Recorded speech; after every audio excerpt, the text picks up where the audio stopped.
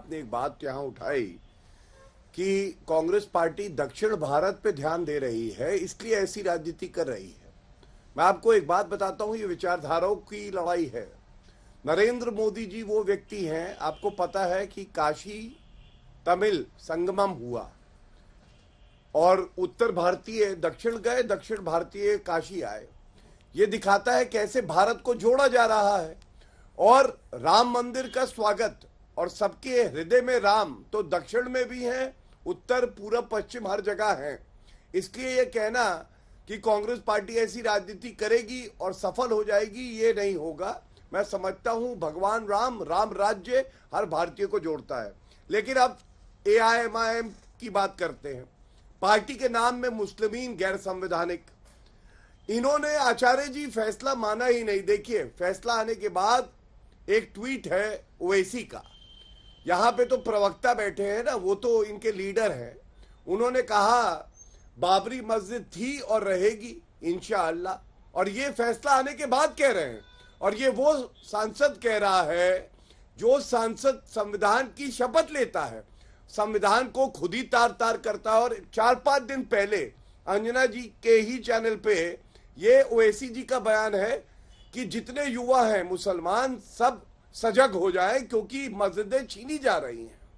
अरे मैं एक बात कहता हूं, अगर इन रजाकारों को, बाबर की औलादों को, औरंगजेब की औलादों को हिंदुओं से डर लग रहा है क्योंकि हिंदू कानून के रास्ते से अपने मंदिर वापस ले रहा है जिसपे आक्रांताओं ने कब्जा किया और तोड़े, तो ये अच्छी बात है। और अंत करूंगा एक और तस्वीर दिखा के। हम राम मंदिर ना जाएं, लेकिन ये देखिए इस तस्वीर में कौन है, जहर उगलने वाला सांप जो है अकबरुद्दीन ओवैसी। कहते हैं 10 मिनट के लिए पुलिस हटा दो, हिंदुओं को मजा चखा देंगे। अरे अच्छा, साथ में गणपति बप्पा मोरया बोल के 1 साल गायब हो गए थे। ये इनकी पंथ निरपेक्षता है। वो वारिस पठान भी है। ये कहाँ है, औरंगजेब के जो है उस पे है, ये मजार पे। अरे भैया औरंगजेब तुम्हारा हीरो है, हमारे हीरो शिवाजी हैं, हमारे हीरो गुरु तेग बहादुर हैं, गुरु गोविंद सिंह जी हैं, जिन्होंने रक्षा करी। और जो लोग कायर थे उन्होंने अपना धर्म बदला, जो लोग हिम्मत करते थे वो लड़ते रहे, जिन्होंने जान दे दी। और अंजना जी ये बात हमें याद रखनी चाहिए। और अगर आप 30 सेकंड का समय दें तो मैं एक बात और कह दूं। देखिए समाजवादी पार्टी वो पार्टी है। गौरव जी मैं आ रही हूँ, समाजवादी पार्टी पे भी बोलिएगा। ये बहुत प्रवेश जी एक बार मैं आपका रिएक्शन लूंगी। ठीक। मार्च 1992 जब विवादित ढांचा में रामलला की मूर्ति आई थी, तब से लगातार रोज सुबह 10 बजे से 1 बजे तक वहां पर पूजा करने वाले, 92 में, फिर उसके बाद 6 दिसंबर के बाद से भी वो पूजा लगातार टाट में करते रहे। और अब वो नम आंखों से इंतजार कर रहे हैं कि राम मंदिर में रामलला की मूर्ति जाएगी। आचार्य सत्येंद्र दास जो कि मुख्य पुजारी है राम मंदिर के, उनसे आज सुबह मैंने बातचीत की। सबसे पहले एक तस्वीरें दिखा दीजिए, हम आपको दिखा दें जो बुकलेट जारी की गई है। सबसे पहले एक्सक्लूसिव तस्वीरें हमने आज तक पर आपको दिखाई। इसी रामोपासना, उसे नाम दिया गया है ट्रस्ट की तरफ से, श्री रामोपासना के साथ, इसी में पूरे विधि विधान के साथ लगभग 50 पन्नों का ये है।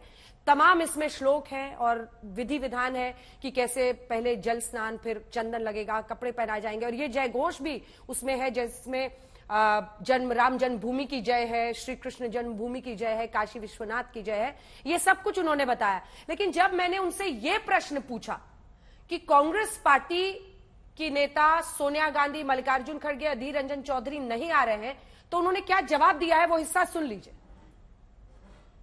राम मंदिर के रथ पर सवार होकर बहुत लंबे वक्त तक इस देश में पॉलिटिक्स भी चली है, सियासत भी चली है जी।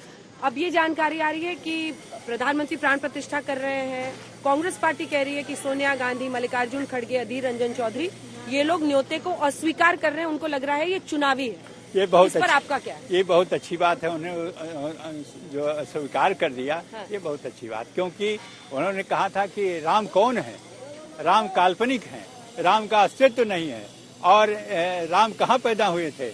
ये जितनी बातें कांग्रेस करती आई, और इसी कारण उसको जब चाहती तो अपने सत्ता काल में इसको पहले ही आदेश हो जाता और रामलला का भव्य मंदिर पहले बन गया होता।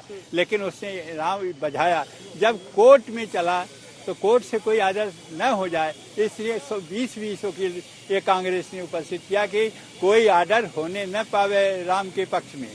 ये सारी घटनाएं जब कर चुके हैं तो किस मुंह से आएंगे यहाँ रामलला का दर्शन करने? वो जानते हैं कि हमारा जाना और हमारा अपमान है, रामलला का अपमान नहीं, हमारा अपमान है, इसलिए वो नहीं आएंगे। तो ये भावना तो आचार्य सत्येंद्र दास जी का है, प्रवेश चौधरी जी, लेकिन जितनी भी विपक्षी पार्टियां कह रही है 2 महीने में चुनाव है, ऐसे में चुनावी चौसर बिछाया जा रहा है। देखिए अंजना जी, विश्व हिंदू परिषद का चुनाव से कोई लेना देना नहीं है, राजनीति से हमारा कोई संबंध नहीं है। हम समाज में काम करते हैं, समाज का विचार, समाज की बातों को सामने रखते हैं और उसके लिए काम करते हैं। आप देखिए, जब दिल्ली के अंदर धर्म संसद के अंदर संत समाज ने तय किया कि विश्व हिंदू परिषद राम जन्मभूमि मुक्ति का आंदोलन करेगी, उसका नेतृत्व करेगी, विश्व हिंदू परिषद ने उसको स्वीकार किया। हमने 1 ईंट और ₹1.25 के साथ आंदोलन की शुरुआत करी और उसमें हमको सफलता मिली।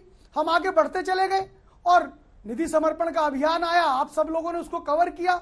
12.7 करोड़ परिवारों ने उसमें अपने शामिल हुए, 68 करोड़ लोगों ने उसके अंदर निधि का समर्पण किया। ये हमारा सहभागिता थी। 5 लाख लोगों ने, 5 लाख गांवों तक हम संपर्क कर पाए। ये सारा चीज राम काज था, हम कर रहे थे, पर हमारा विचार तो हिंदुत्व का विचार है ना।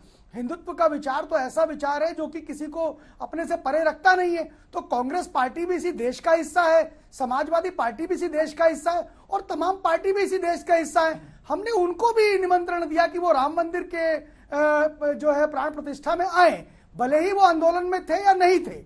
आंदोलन में नहीं थे, विरोध कर रहे थे। सही बात कही मान जी ने कि ये तो राम जन्मभूमि और क्या नाम है राम सेतु को तो काल्पनिक बता रहे थे कांग्रेस के लोग, और हम पर समाजवादी पार्टी ने तो राम भक्तों पर गोलियां चलाई। उसके बावजूद भी, क्योंकि हमारा तो हृदय जो है वो हिंदुत्व से भरा हुआ है, हिंदुत्व के विचार से हम को मानते हैं, तो सर्वे भवन्तु सुखिनी का मंत्र हमारा है और हम उसको करते हैं, इसलिए हमने उनको निमंत्रण दिया है। एक चीज, दूसरी चीज, बार बार आप लोग सब बीजेपी आरएसएस कर रहे हैं, बात कर रहे हैं।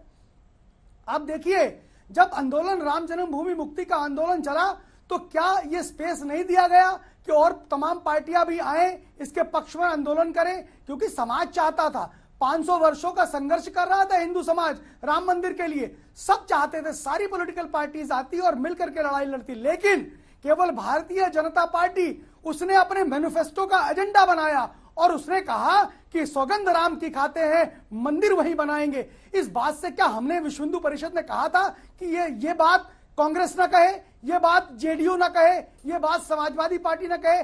हमने तो नहीं कहा था, लेकिन भारतीय जनता पार्टी ने विश्व हिंदू परिषद और समाज की चेतना को समझा, समाज के विचार को समझा और उसके साथ गए। इसी का परिणाम है कि समाज का जब साथ दिया भाजपा ने, तो आज भाजपा सत्ता में आई, आज सत्ता में आई। और ये कांग्रेस पार्टी जिसने समाज के मानस के विरुद्ध निर्णय लिया, और आज जो इन्होंने पाप किया है, हमने तो इनको मौका दिया कि अपने पाप को धो लीजिए, हमने निमंत्रण दिया और जाकर के हमारे कार्याध्यक्ष गए और हमारे न्यास के जो अध्यक्ष थे वो गए, लेकिन इनको समझ ही नहीं आया, अपने पाप को धोना नहीं चाहते, ये समाज के विरुद्ध जाना चाहते हैं। मैं अंजना जी बता दूं आपको, अंजना जी, गंज बसोदा के अंदर मुन्ना किन्नर, उसको कितना दुख हुआ होगा जिसने निधि समर्पण अभियान के अंदर अपने 1 महीने का जो नाच गाकर जो उसको मिला होगा उसने दिया।